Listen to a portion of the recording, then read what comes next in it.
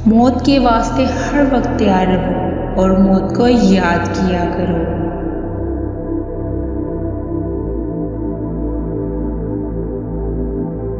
खुदा की खुशनुदी 4 बातों में है। 1, जितनी रोज़ी मुयस्सर हो उसमें इत्मीनान रखे। 2, काम में इखलास रखे। 3, बुरी बातों से नफरत रखे। 4, मर्ग की तैयारी रखे।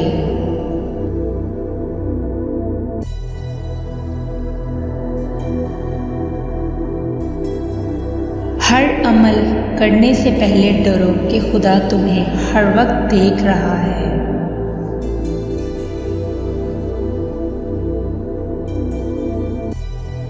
जिस दिल में अल्लाह ताला का डर है उसमें किसी और का डर नहीं समा सकता।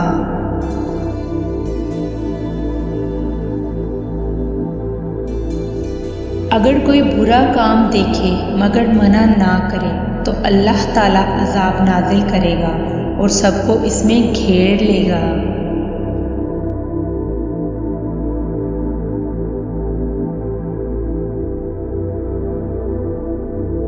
काश सब लोगों का दुख मुझे मिल जाए और बाकी सब खुश रहें।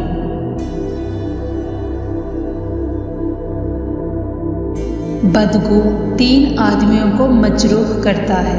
1, अपने दिल को। 2, जिसकी बुराई करता है। 3, जो उसकी बुराई सुनता है।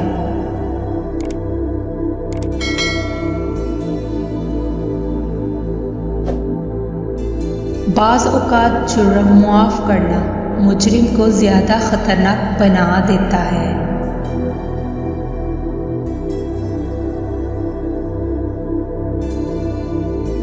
दुआ हमेशा उक़बा की ख्वाहिश के वास्ते करो।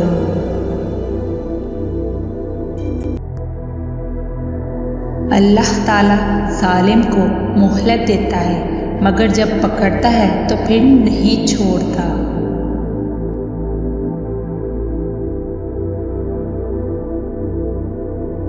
मेहमानों के वास्ते ज़्यादा खर्च करो क्योंकि ये असराफ में से नहीं है।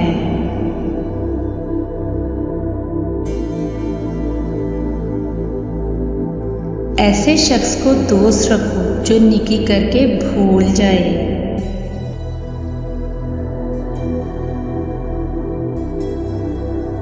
खुशखल्की वैसे तो मामूली चीज़ है लेकिन उसका अजर बहुत बड़ा है।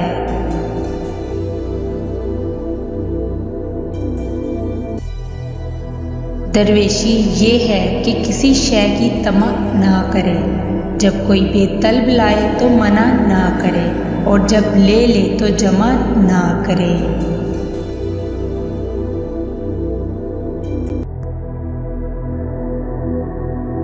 ठोकर के बगैर कोई बुर्दबात नहीं बनता।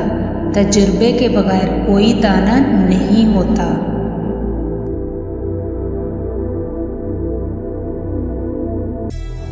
इंसान की ज़ुबान दिल की तर्जुमान और चेहरा दिल का आईना है।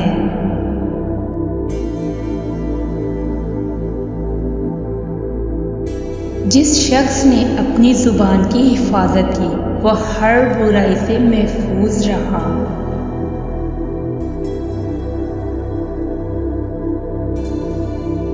इल्म का फ़ायदा 3 बातों में है वरना ये बेकार है। 1, दुनिया से मोहब्बत ना रखें कि ये मुसलमान का गढ़ नहीं है। 2, शैतान को दोस्त ना रखें कि ये मुसलमान का रफ़ीक नहीं है। 3, किसी मुसलमान को तकलीफ़ ना दे कि ये मुसलमानों का शेवा नहीं है।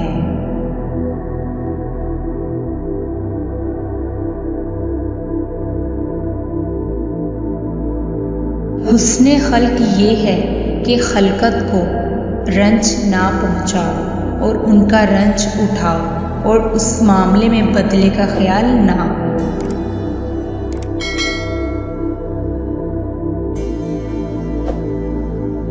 आकिल वो है जो अपने नफ्स की निगरानी करे और मौत के बाद के लिए अमल करे।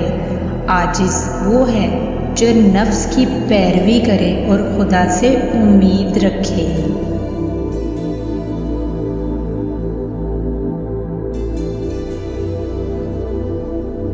अल्लाह ताला को हर वक्त अपने साथ समझना अफजल तरीन ईमान है।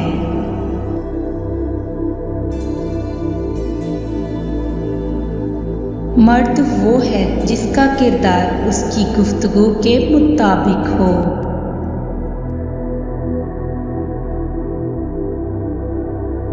इंसान की सबसे बड़ी ताकत ये है कि वो अपने नफ्स पर गालिब आ जाए।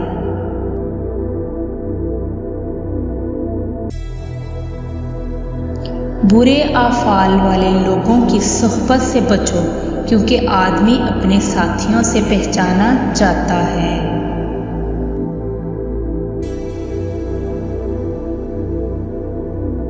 अल्लाह ताला फरमाते हैं कि 3 आदमियों का रोज़े क़यामत में दुश्मन होगा, जो मेरे नाम पर अहद करे और फिर तोड़ दे, जो किसी आज़ाद को बेचकर उसकी कीमत खाए, जो किसी को मजदूरी पर लगाए और काम होने पर उसको उजरत ना दे।